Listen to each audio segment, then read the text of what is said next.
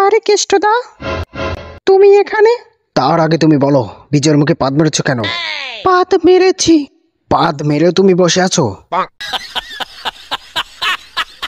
লজ্জা করে না তোমার? পাদ ওর মুখে মেরেছি। উচিত ছিল ওর বাড়ি থেকে পাদ মারা, তবেই পেট ঠান্ডা হতো। নিঃসন্দেহে তুই ঠিক কথা বলেছিস। নিজেকে কি ভাবিস? এখানে ওখানে বসে পাদ মারিস, তাও কিছু বলি না। তাই বলে তুই বিজয়ের মুখে পাদ মারবি? আর যদি তুই বিজয়ের মুখে পাদ মারিস, তাহলে তোর পিছন সেলাই করে দেবো।